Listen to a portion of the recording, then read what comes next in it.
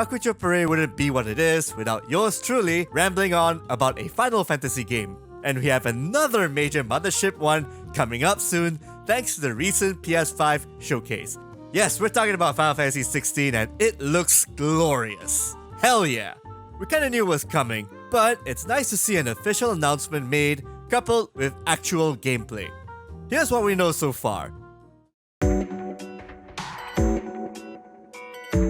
In a move pulled off by Microsoft and Xbox eons ago, Square Enix and PlayStation announced that the 16th mainline Final Fantasy title will be out exclusively for the PS5. At first, I think it's a time exclusive. It'll be out for PC eventually. Based on their past track record with FF games, the wait for the PC port will most likely be a year after its PlayStation 5 exclusive release. After the steampunk and real-world mashups of parts 13 and 15, Square Enix believes it is time for the series to go back to its medieval and fantasy roots since the very first game on the Famicom and NES. The trailer seems to hint at crystals, i.e. the lifeblood of the game's world. Elemental crystals were the MacGuffins that drive earlier FF games, so it's not a stretch that FF16 might head back to this story well. In other words, less machines, no mechas, and more fantasy a la parts 1, 2, 3, and 5. As fun as Final Fantasy is when it's doing steampunk and sci-fi, it will be nice to have its single-player games go back to its roots. Speaking of players, you'll be controlling a shield, a protector of a person with magical connections to beasties / Final Fantasy espers called Dominants. The espers themselves, they're called icons. Seems like each nation in this fantasy world has someone who can summon or transform into these godlike beings. The dominant guy you're protecting is a kid named Joshua, and he imparts some of his powers to you for fighting. More on combat later. Remember Final Fantasy IX? Of course you did.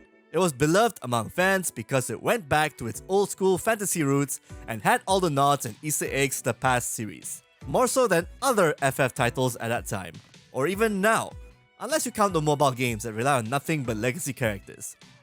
We suspect FF16 will do the same. We may not only see the crystals come into play, but also some classic monsters and espers like Malboros, Cats, Shiva, Titan, and Ifrit making major appearances either as enemies you fight or major plot beats. The latter role seems to gravitate towards Ifrit and Phoenix, as Joshua can somehow transform into these icons. So why take this path for the game?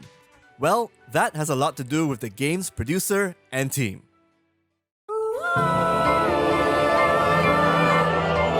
Known affectionately online as Yoshi P, Naoki Yoshida and his team has a reputation for keeping the 2013 rebirth of FF14 alive, kicking, and fresh after it was panned for being a knockoff of FF11.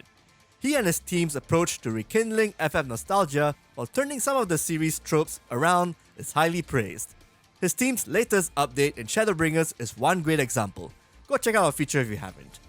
No doubt he will do great things for FF16, hopefully in varying and interesting ways. And don't worry, Part 16 will be a single-player RPG. Whether it will have online elements or some sort of live service shoved into its core gameplay, well, we'll have to see if Square Enix's Avengers game turns out well in the next 6 months. And so far, pfft.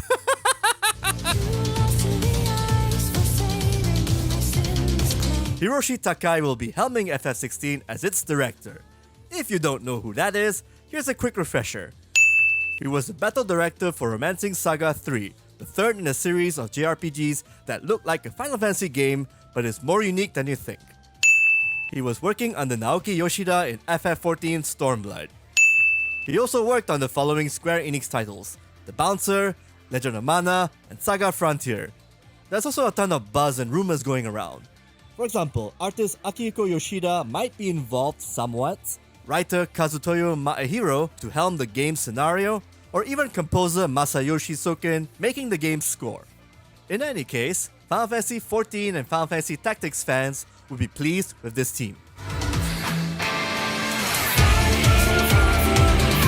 Square Enix has already made it clear that it's not going back to turn-based combat, instead going the route of the action RPG and focusing on real-time combat, albeit with some turn-based elements here and there.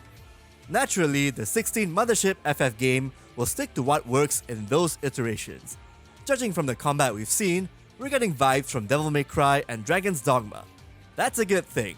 Though we do hope that FF16 has some sort of AI party system and some AI tweaking bits here and there, and keep its party up to 4 players. Either 1 player with 3 AI characters, or who knows, maybe have like a multiplayer option where 3 other players online, your friends, can just join you in your session, play through it, distribute and share the wealth, and be happy playing together. There are many ways for a single player game to be multiplayer. It's still gonna be your adventure, your single player, safe, and experience that the other players will be joining in. But at the end of the day, any kind of option to have people jump in to either help you out or you help out other players would actually be pretty cool, albeit in a single player RPG context. Finally, we should not hold our breaths for like new info or maybe new gameplay and features announced from Square Enix. Don't expect any reveals at Tokyo Game Show 2020, in other words. Square Enix is probably gonna gear up for a big reveal in the next coming year or so, when the game is coming out in 2023, or slightly earlier, after delays. I don't know. We're calling it. We'll see. Alright, bye. Hope you guys like this little FF16 video. If you like this video and want to see more JRPG content, more Final Fantasy videos, and more JRPG features, do come over to our channel, like, subscribe, and hit that notification icon for more stuff like this. We post new content every week. Stay safe, everybody.